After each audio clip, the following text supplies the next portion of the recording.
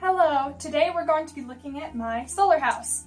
So the orientation of this building is a pretty compact rectangle. The longer sides are facing north and south, and this allows for just better circulation among the house as well as receiving maximum heat from the sun. We'll talk about that later. So building materials, this house is just kind of a regular house except that it uses double paned, which is more insulated form of glass, represented here by cling wrap.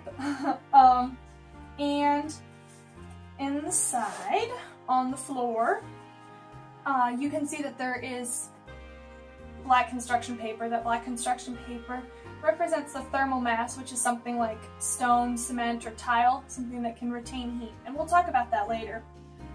In addition, it has a green roof, so technically building materials could include plants and dirt for the roof. All windows and doors, so the south-facing wall is just completely windows.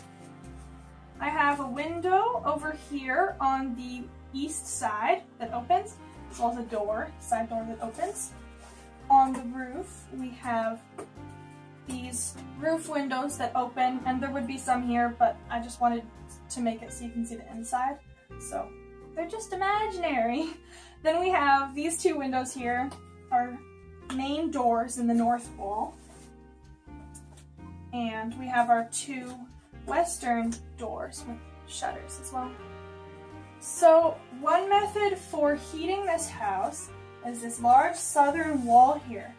In the northern hemisphere, when it's winter time, the sun comes in at a low angle, and that's going to go right under the awning, hit that thermal mass on the floor, and be able to heat up the house. The thermal mass will absorb the heat and then slowly release it during the day to keep the house warm.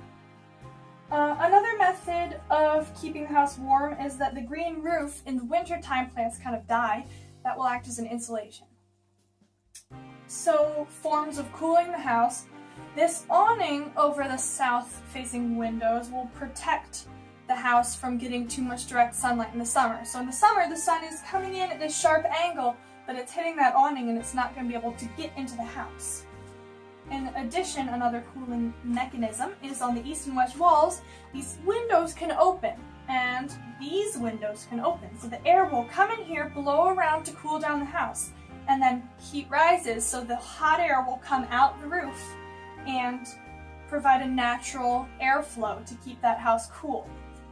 The thermal mass will also help with that because when it's hot, it will absorb the heat, and so it will draw that heat away. It's all just kind of in relation to the air around it, how that thermal mass works.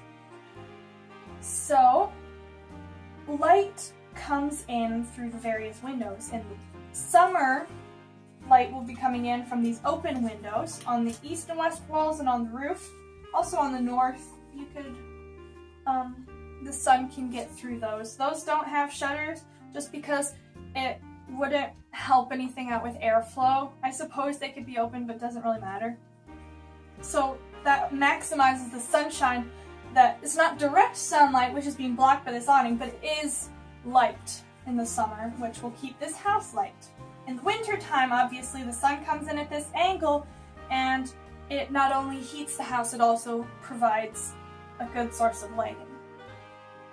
And I maximized the lighting inside the house just by maximizing the number of windows I have. Yeah.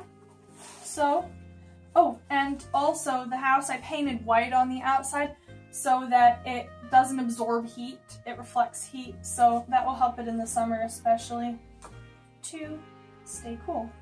I think that is about it. I had a fun time painting it, as you can tell, and that actually took more time than the making of the rest of it, but it's my happy little passive solar house right there.